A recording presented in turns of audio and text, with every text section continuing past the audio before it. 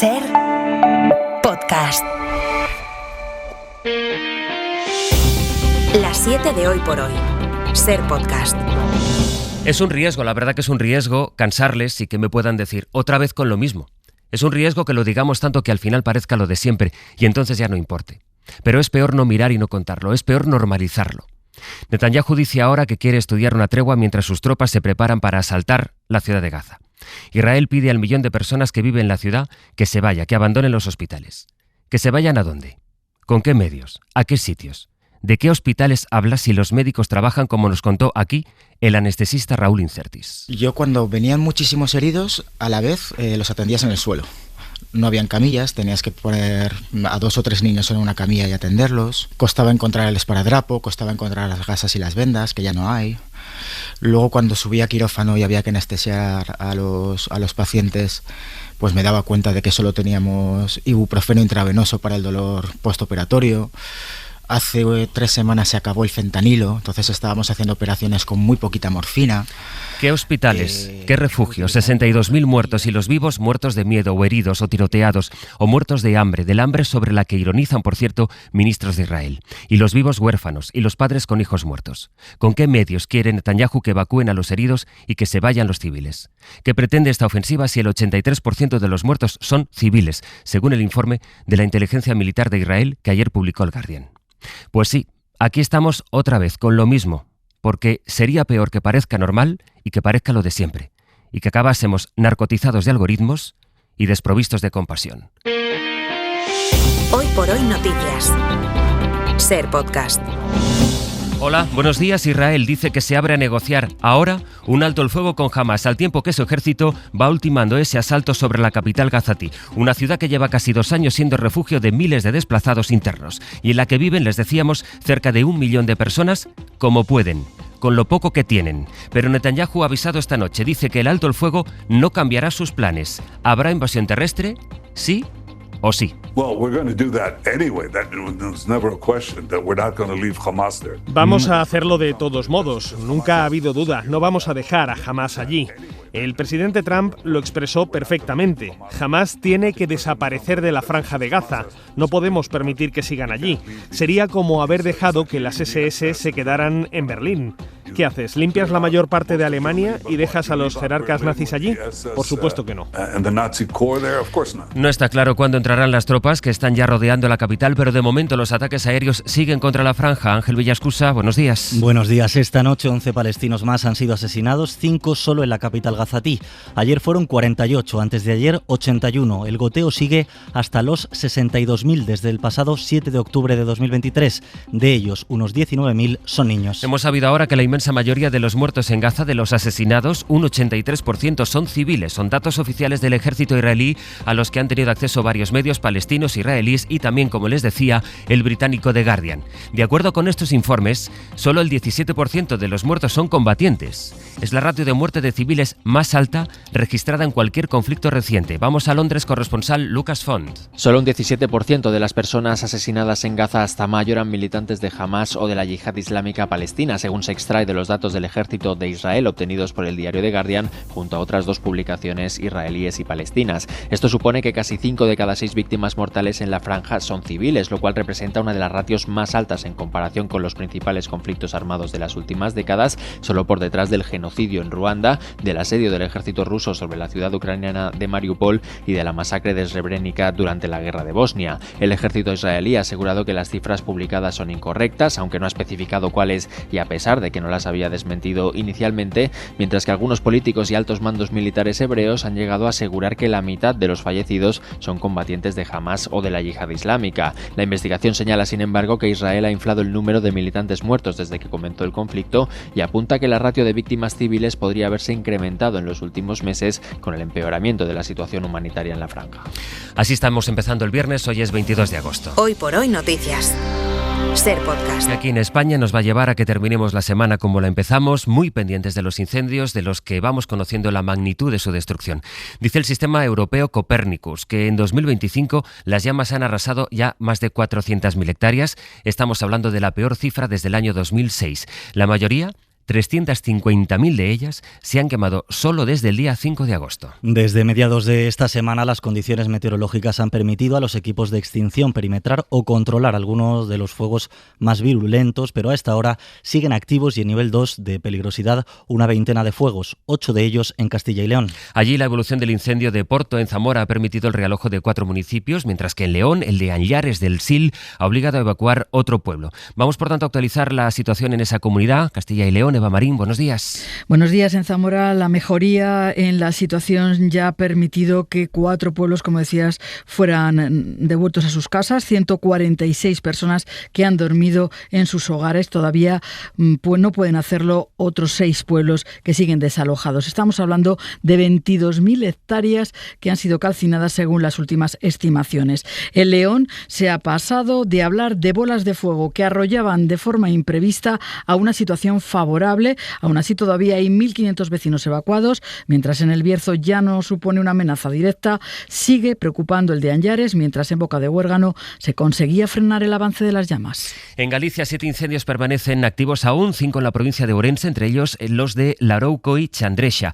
En la última hora de la tarde de ayer se declararon 2 nuevos fuegos de nivel 2 en Pontevedra, esta vez con desalojados también en Ourense. Y hay otro fuego más que se ha declarado esta noche en Lugo. Actualizamos en Galicia, Ñigo Caínzos, bo día. Bo día, Sastre. La buena noticia es que parece que los incendios que han devastado 88.000 hectáreas tienden a la estabilización. La mala, que tenemos otros 3 puntos de atención. En la provincia de Pontevedra hay 2 incendios que han obligado a activar la situación 2 de alerta y en los que se ha tenido que desalojar a la población. 45 en Oia por la proximidad de las llamas a un camping y 15 en Vilaboa porque el fuego estaba muy cerca de las casas. Con la mejoría en la situación se empieza a hablar de la gestión, de la decisión de la Xunta de retirar bomberos y volverlos a desplegar después del revuelo generado por la noticia adelantada por la cadena SER. Ayer le preguntamos a Alfonso Rueda por esta cuestión.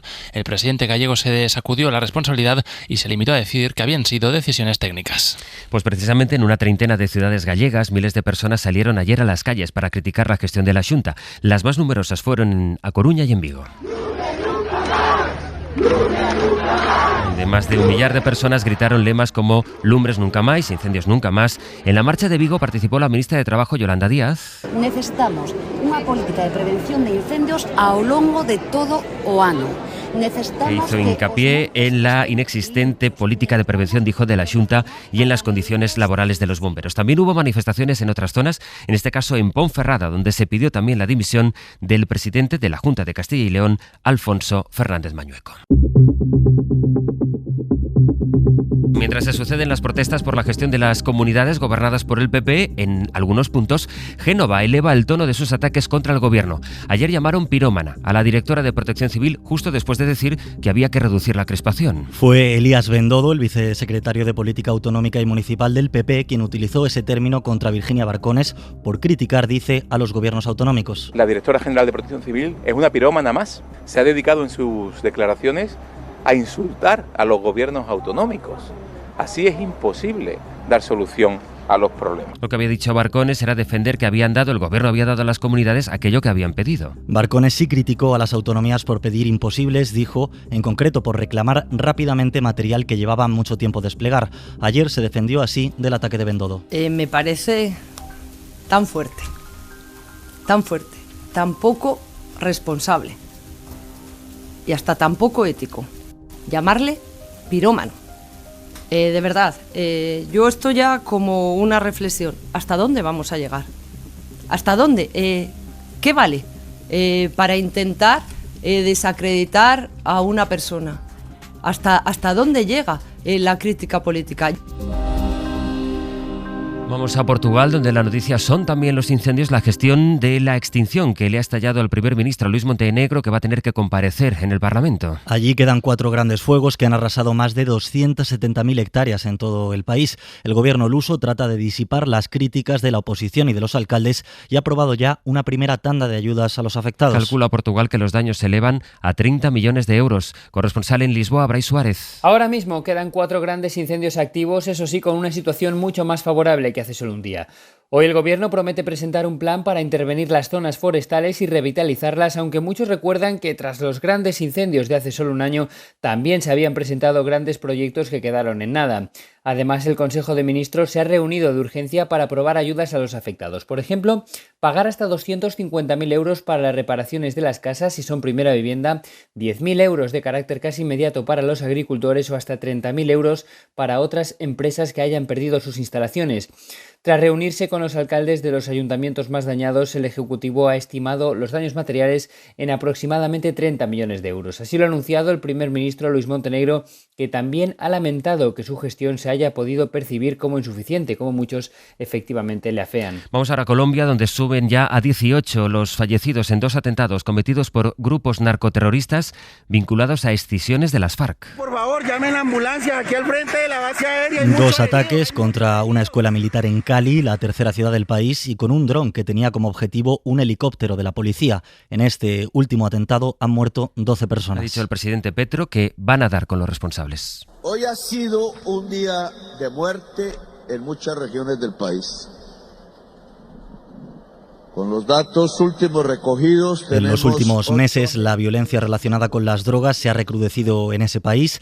Hasta mayo de este año habían sido asesinados 27 agentes colombianos. De la guerra en Ucrania, Donald Trump sigue jugando al despiste sobre qué es lo que quiere que pase en ese conflicto. En la misma semana en la que se ha reunido con Zelensky para pedirle que se reúna con Putin y que se prepare para ceder territorios, bueno, pues este mismo jueves, ayer, Trump daba un giro y animaba a Kiev a que siga bombardeando Rusia. En un mensaje en sus redes sociales dice Trump literalmente: es muy difícil, si no imposible, ganar una guerra sin atacar al país invasor. Es como un gran equipo deportivo que tiene una defensa fantástica, pero al que no se le permite jugar al ataque.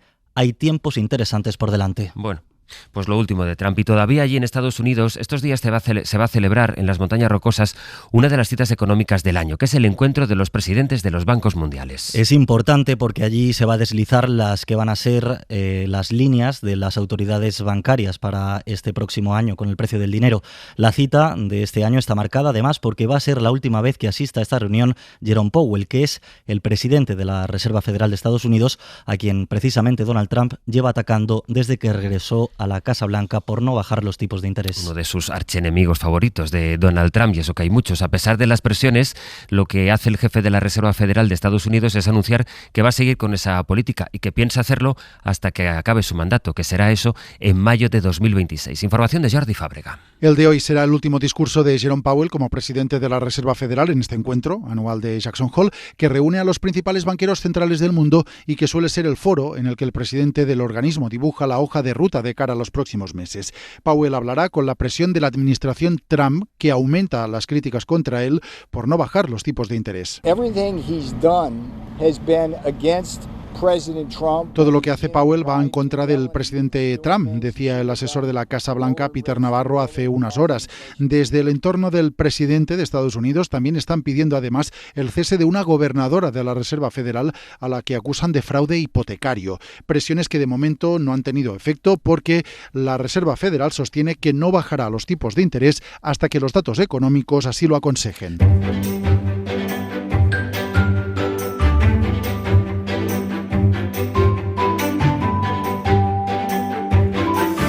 Momento de explicar otras noticias desde el territorio, desde Aragón. Ana García Cortés, buenos días, Ana. Hola, buenos días. Y en Canarias, Agustín Padrón. ¿Cómo estás, Agustín? Hola, buenos días. Vamos a empezar contigo, sí, con una historia que además nos pone sobre la pista y nos recuerda lo que, por ejemplo, ahora con la ola de incendios estamos escuchando de tanta gente, aquello de que no se olviden de nosotros en cuanto pasen los meses y hasta los años. Y bueno, hoy tenemos una noticia relacionada con los afectados por la erupción del volcán de La Palma. Una señal de recuperación que es, además, buena noticia, Agustín, porque se empiezan a retirar las casas en contenedores. Sí, las 2 primeras se han quitado. Eran casas que se instalaron de forma provisional después de perder las viviendas, perder sus casas, aquellas que quedaron sepultados bajo la lava, en contenedores. Ya se han retirado 2 esta semana y además es un síntoma de recuperación porque van a la zona de Puerto Naos, una zona que estuvo años cerrada por emisiones de gases nocivos para la salud y que tiene una serie de controles para evitar el que se produzcan problemas con estos gases.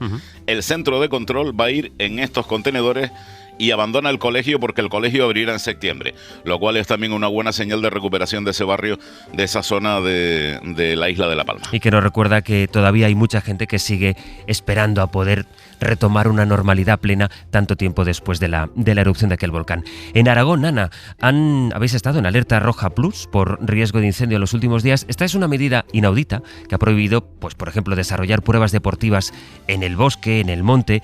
Lo que ocurre es que también actos de fiestas que tenían pirotecnia y claro, algunos pueblos se las han ingeniado para celebrar sus fiestas con una traca original, digamos. Sí, uno de esos pueblos fue Font, en la provincia de Huesca. Idearon una curiosa forma de despedir las fiestas sin saltarse esa prohibición. Ya se quedaron sin poder sacar los toros de fuego, así que no querían prescindir del tradicional ruido del artificio pirotécnico de fin de fiestas. La traca consistió en formar una cadena humana y pinchar globos que sonó así.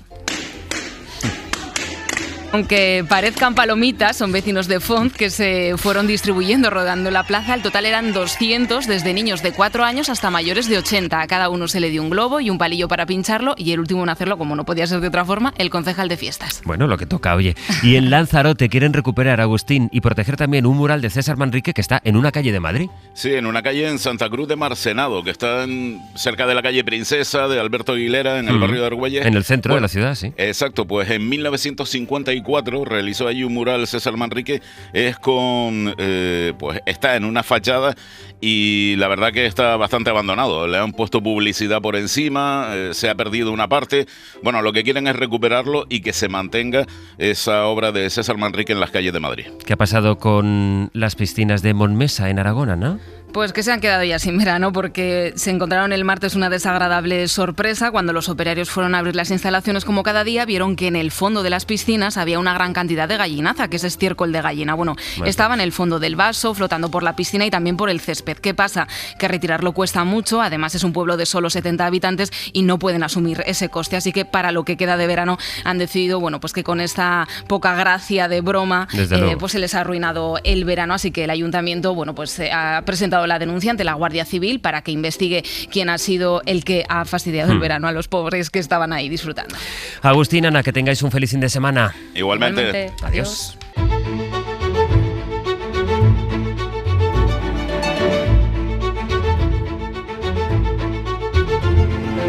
Y ahora en nuestra recomendación cultural, como cada viernes hasta ahora, los estrenos que llegan a la cartelera con Elio Castro. Un fin de semana con muchos regresos cinematográficos. ¿Los vecinos, la comunidad? Regresa a los cines La Comunidad, la película de Alex de la Iglesia que cumple 25 años. Ganó 3 Goya, mejores efectos especiales, Emilio Gutiérrez Cava como mejor actor de reparto y Carmen Maura como mejor actriz. En este edificio está pasando algo que no es normal. Liam Neeson se pone en la piel de un viejo personaje cinematográfico que también regresa. ¿Quién es usted? Frank Drebin Jr. En Agárralo como puedas hace de hijo del teniente Debrin, que interpretó en su día Leslie Nielsen. Una nueva entrega de esta disparatada saga en la que también podemos ver a Pamela Anderson. Y regresa a los cines y a Ítaca Ulises. Ulises ha muerto. No para mí. Ray Fiennes es Ulises y Juliette Binoche Penélope en El regreso de Ulises de Uberto Pasolini, en donde también sale Ángela Molina. Se estrenan también 2 películas españolas, la cinta de terror La coleccionista y la comedia Sin cobertura, y el biopic francés Niki, que cuenta la vida del artista Niki de Sanfal.